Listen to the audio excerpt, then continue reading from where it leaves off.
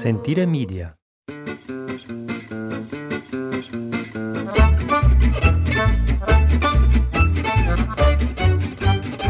All right, we're back again. La Tavola Marche, podcast from Italy. For the dozens listening at home, thank you so much for downloading the podcast. It is the end of November. Good morning, Ashley. Oh, good morning, Jason. Oh, there we are. Together we run, own, operate La Tavola Marche, a little agritourismo in the middle of nowhere, place called Piobico, Italy. And we're sitting at the kitchen table on a frigid, frozen Sunday morning. We're clocking in at minus 5.4 degrees Celsius.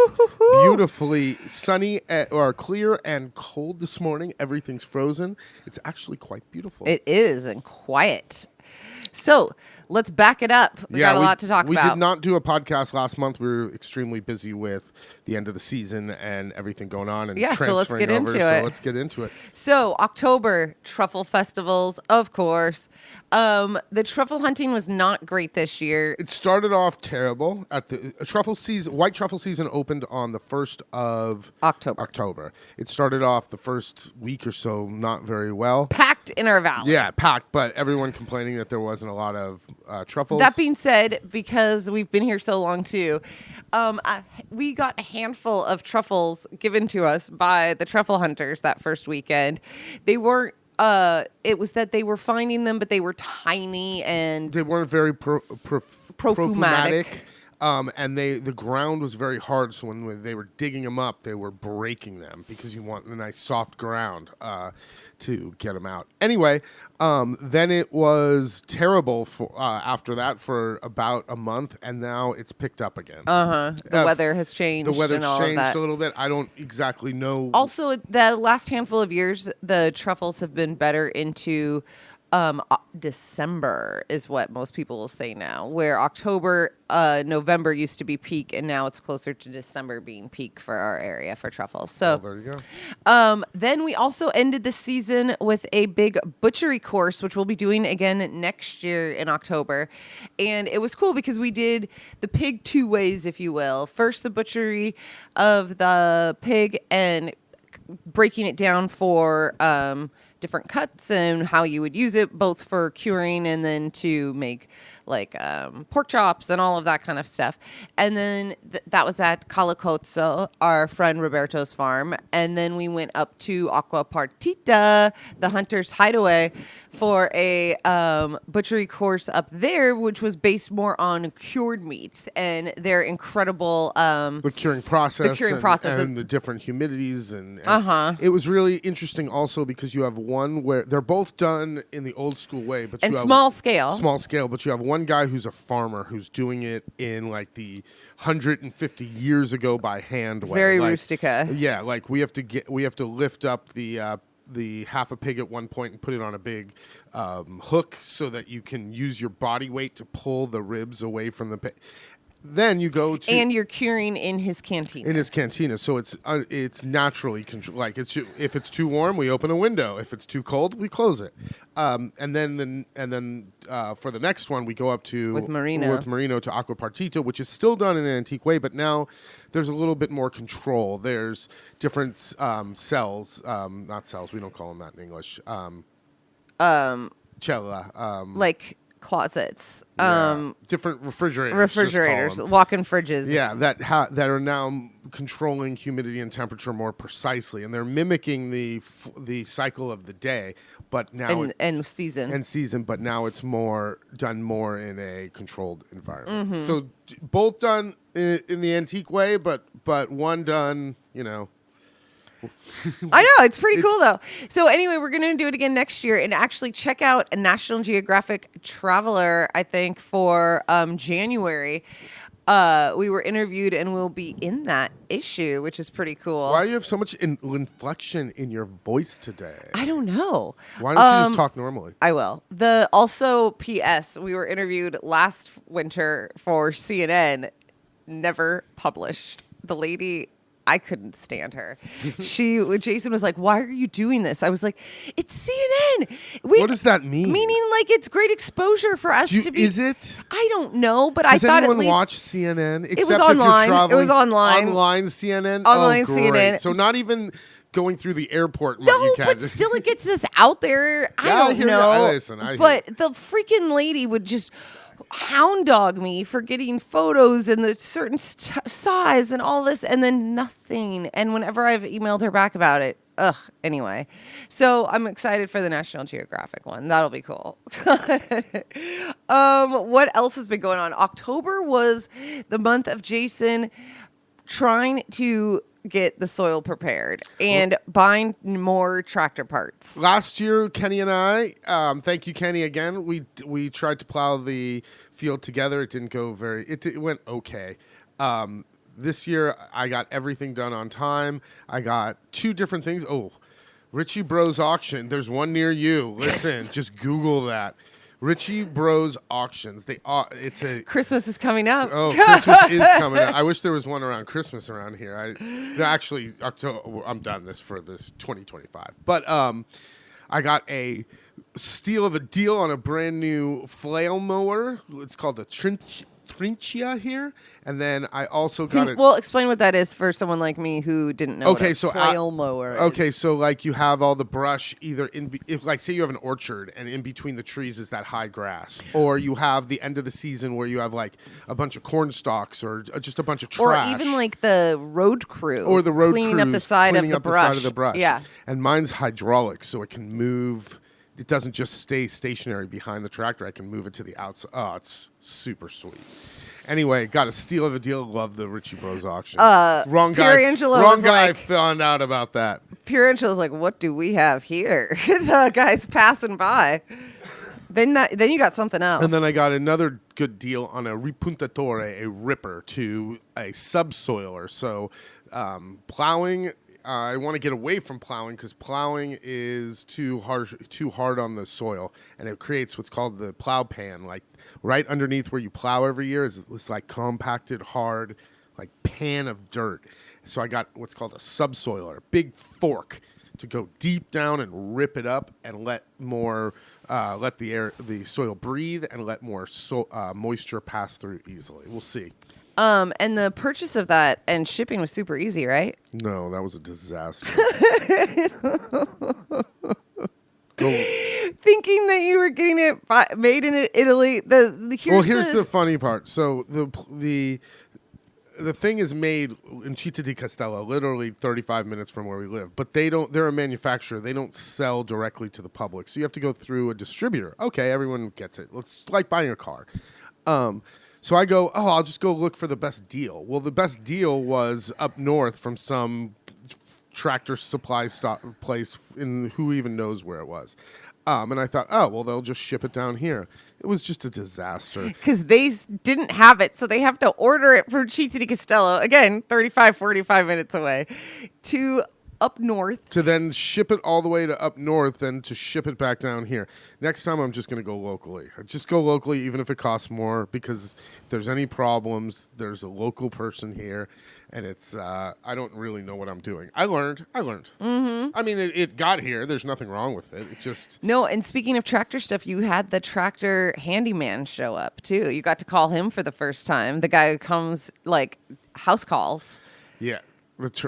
I felt like he made me feel like an idiot. So I thought... I didn't mean to tell the story for that, but that's hilarious. So one day last year, I'm up on top of the hill getting manure, and it's getting late in the day, but it's winter, so it's like 4:00 in the afternoon. But I had my old tractor, and there's no lights, there's no nothing. It shouldn't be on a public road. It needs to stay in a field. But I have to go, I don't know, 2 minutes down the public road to get onto our road to come home. Well, I need to drop the transmission into the low gears. It doesn't. Because you have a full. I have a full cart, full load behind me of manure. So I need to drop it into the low gears. So I'll use the engine and the gearing to go down the hill. So I don't have to use the brakes. P.S. The hill isn't paved. No. This is a tractor road. This is a muddy exactly. ass tractor You're in road. a Like field. you can't hit the brakes in a tractor because you'll just start sliding. Exactly. So you have to go crawl speed down the hill. I can't get the lever to go into the low gears. So I thought, I know. It's usually a little sticky. I'll just give it a little kick. Just give it a little kick and it'll go right in. Yeah, it didn't go right in. I broke the lever. Now, I thought I broke the whole transmission thing. So here we are a year later. I finally get around to, all right, I need to go back up there this winter. So I need this lever to work. So I call him out. He looks around and just talks shit about my rusty old tractor for a little bit. And says what everyone else says, born without brakes. Yeah. And then he gets in there, starts looking at the lever, and he goes, I can fix this in 2 minutes. You think I can? I go, I don't. Yeah. Like, yes, I think you can. That's why I called you out here. He goes, you got a nail? I go, all right. Yeah. He goes, we start rummaging through like all the screws and nails and everything. He puts the nail through the little, I broke the little pin that the lever connects to the actual transmission part. So there's a pin that holds the lever on. Well, when I kicked it, I just broke the pin. I didn't even know it.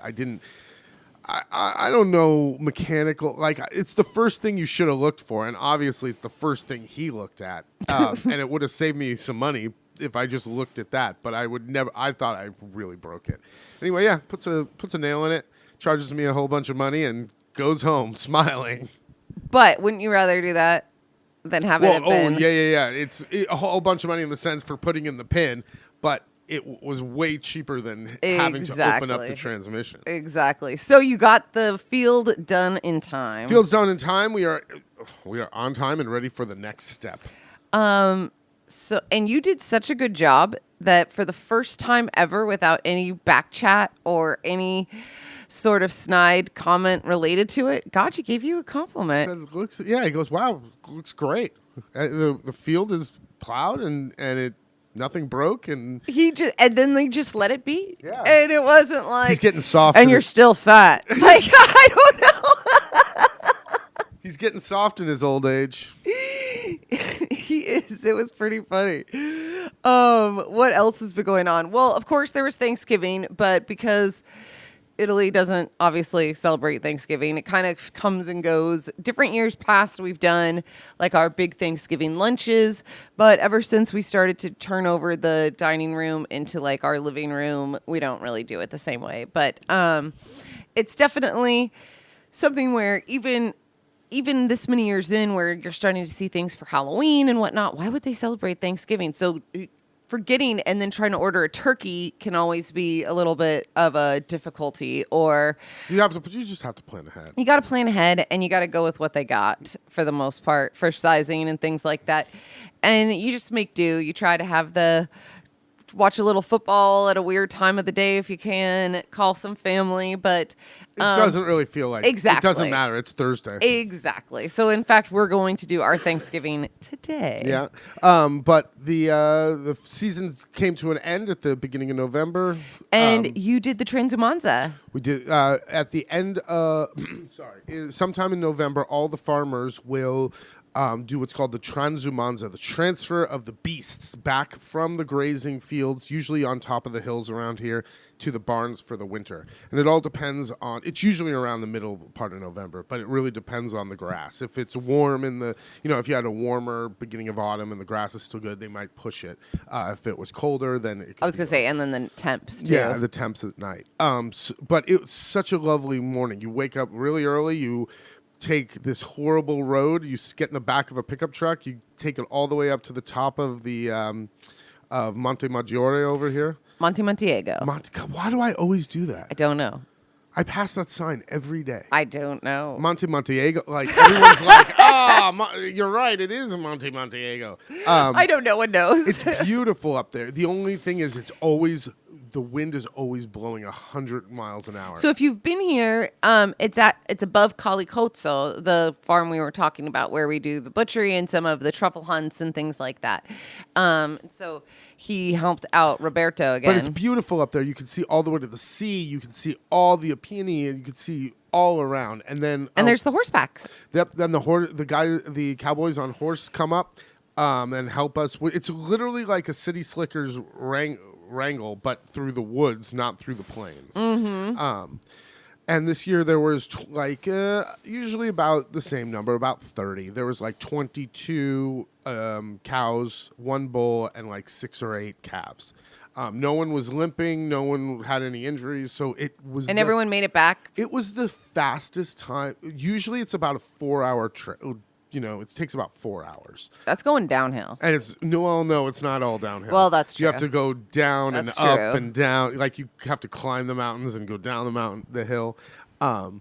This year it went in like 2:30. It was really quick. They just, I don't know. They wanted to go home. No one got lost. And sometimes there'll be 1 or 2 cows that just get separated or hunker down. Like they just give up and they'll hunker down, and you have to then just leave them and come back at another time. Or sometimes what they'll do is drive a stake into the ground and then put a lead on them so they don't move, and then let them rest for a little bit and then come back. Didn't in the last afternoon. year there wasn't? Was it last year that like someone? Oh no, that was like a situation with the hunter where someone like touched the baby, and then the mama was that for one of the cows or a sheep? No, that was one of the cows, a just born calf. A just born calf. That was last year? Yeah, some guy comes like a bicyclist, saw the calf born and like shooed the mama away and like starts like touching the calf, and so then the mom rejected it. Oh, That's why so I had sad. to feed the calf That's right. the formula all winter. That's right. Well, I sadly missed it due to social obligations, but I got a taste of it because 2 days later, so the same day Jason was doing it on that Sunday, another family, the Moki family, they were doing it for their farm as well, and their cows go up on Monte Nerone, the big mountain above Piobico, and that's the one that I've helped with before in the past. Anyway, I was coming home, I was going into town, and down our little main street was a big old heifer and her calf coming down late. The story was that she they got separated. She went to get the son, and so she was so good, and she went to find her calf before coming back, and went and got her son and brought him back down the mountain. And so thankfully the farm hands and family had gone up to check on him because they knew they were down this cow. But it was just hilarious. A day late, coming down the hill by herself with the help of the trucks and stuff, just blocking the traffic. Did all my grocery shopping, did whatever, went to turn around to come back home. The road is blocked because the cows still making their way back to the farm. But it was nice. I do love that small town type of traffic. I got stuck the other day because 2 calves got out. Calves are mischievous. I didn't know that. They got out and they were grazing on the side of the busy road. So I saw the farmhand with his Jeep come over. Yeah, exactly. So I blocked the other side of the roads so the cows couldn't run back down the road. So he can shoo them back towards the Push barn. them. Yeah. Mm-hmm. Well, thankfully everyone got the Transumanza done on time because literally 3 days later, snow. Farmers know. Snow. If you live in a farming community, you don't really have to look at the weather forecast. All you have to do is look around what's going on. Farmers know. There was nothing but before this whole weather system changed, it went from a mild autumn to really kind of mild winter temperatures. Everyone's out getting their cover crops in. There's just a lot of movement and activity going on. 3 tractors in a field kind of thing. Yeah. Where you're they're moving. So, it's they know. They know what's going to happen. The cows came home to the barn on time. All the barns on time. It was perfect. So it was lovely. Just before the true Thanksgiving, we got snow on whatever it was a couple days ago. So that was so just I love it. It was a good amount. It was. It was, a big finger. Couple centimeters. Fingers, yeah. It stuck around for 3 days. The dogs loved it. It was Maggie's first snow. Leroy prefers to walk around and just bulldoze it into his mouth slowly and eat it. But that was great. Speaking of firsts for winter, Gaggi and Rosanna came over the other night for dinner. First panetone. He brought the first panetone, which means the Christmas season has officially begun. The question is it from last year or is it from this year? So Gaggi and Rosanna, I think they buy a whole pallet of panetones and not not the same kind. No, because it depends on who goes and gets them. So I think they look for when the panetones are on sale and they'll buy a bunch because they always show up with them. And I'm not a huge fan of panetone. I'll have a slice or two because during this season because it's freaking everywhere. But it's not like, oh, panetones. I think you have to grow up with it. I was just going to say, we didn't grow up with it. In fact, panetone, Panetone? Panetone. We came to, I don't know, quote unquote love because it was forced upon us our first winter so hard. Like, you can't get up. You have to try this. You have to eat this and all of it. And then you finally just succumb to it and you're like, fine. It's good. Fine. Totally. Note two. But I'm more of panforte. I was just gonna, okay. So there's lots of different things. Well, I guess we'll go into it in the next one. We'll do panforte, tarone, panettone. What's the one that we make French toast? I was just thinking. I was wondering that one too. I can't remember. Pandoro. Yep, and that's one's great for French toast. Biggie, huge star shapes. Oh, we went and got our Christmas tree. Yeah, not a great one this year. Last year I went all the way to a place called Poppy. Which is about 30-40 minutes to the east of Florence. It's a poke for us. And in like the woods. This isn't like, oh, you just take some express route there. No, this is Italy. If you get Italy's hard to transverse the country. Yeah. It's easy to go north-south, but to get across, there's only a few places to cross. On a highway. You can do back roads all over the place, which is what it is. This place is 2.5 hours of back roads the whole way. Each way. But it's this crazy guy who stopped growing crops and just planted a bunch of Christmas trees and now sells Christmas trees. For like $20 a pop. $20 a pop. It was so cheap. But here's the thing. The lot or the field where it is in the middle of like his farm. So you have to wait for other people to get there at certain times, and then you hop, and then you can either walk with the tractor, or you can hop in the back of the tractor in the cart and go to this muddy field, and you pick your Christmas tree out, and he cuts it down, and it's just one guy. It took forever. There was 3 of us. It took the morning. It was hours. It took the morning to get this Christmas so tree. We thought, it was an experience. It was, but because of these damn dogs, we decided that since we didn't want one of us to have to go, so we just went to the Vivace, the nursery in Sant'Angelo, and I'm such a hater. They do have some trees. Of course, they're all with root balls, which is more proper. They're like, you can plant this. I'm like, I don't want to plant it. I want to cut it off. And I want it to be 3 or 4 times as big as what this is. I got your biggest tree, $40. He gave it to me for $30 since it says Christmas sale. And we're good customers. Special price. If you want to do it right, you get in the car and you make a weekend or like a night out of it, and you drive up to the Alps. And then there is tons of different. There is. Because with the root ball, I'm like 5'10". With the root ball, we were like the same height, I guess. Cut the root ball off, and now it's a shit breather. So no big ornaments this year, but at least it's a real tree. And that's what sucks. But anyway, well, I think it's time to get the day rocking and rolling. You did it all? I think so. All right. And we'll do another podcast in mid-December and share maybe some favorite holiday recipes or stories or something. Some hijinks that ensue with Gaggi and Rosanna, I'm sure. I hope we have more interest. Oh my God, we did watch Kindergarten Cop in Italian with Gaggi, which I thought was hilarious. He was into it. He liked it. I know. It's just so funny to hear it. Hear it dubbed. Hear it dubbed, and them going, "It's not a tumor." Totally. It just cracked me up. So if you get a chance to watch that, highly recommend it. Check out the we sent it. If you didn't get our newsletter, be sure to email us or jump on the website and sign up, because we just sent out before Thanksgiving our favorite 5 pumpkin recipes from our farmhouse. So more newsletters through the winter will be coming with some other favorite winter recipes as well for the holidays. So visit the website. Also, the fall is actually filling up already pretty quick, but check out spring and summer 2026. And until next time. This was a boring one, I have to say. Well, whatever. We're putting it out. We gotta We got to get back in the saddle. I was not entertained by my own podcast. Oh, well, your farts don't stink, I guess. All right, we'll talk to you again. Have a good one. Ciao, ciao.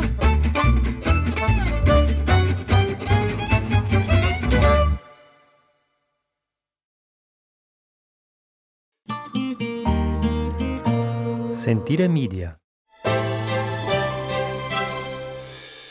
Hey, podcast producers and show hosts. Do you want to join a podcast network that celebrates all things Italian? At Sentire Media, we understand the allure of Italy and its unique culture. Our devoted team of hosts and producers are all driven by their shared passion for Italy. And we work tirelessly to create the best lifestyle podcasts and content that will whisk you away to the very heart of Italy. With us, you can savor the mouth-watering flavors, get lost in the stories from the past, break down the cultural barriers, and truly immerse yourself in the vibrant traditions of this intoxicating country. If you have a great podcast idea or are already in production and would like to join Sentire Media, head over to sentiremedia.com, that's SENTIRE media.com, and find out how to submit your show.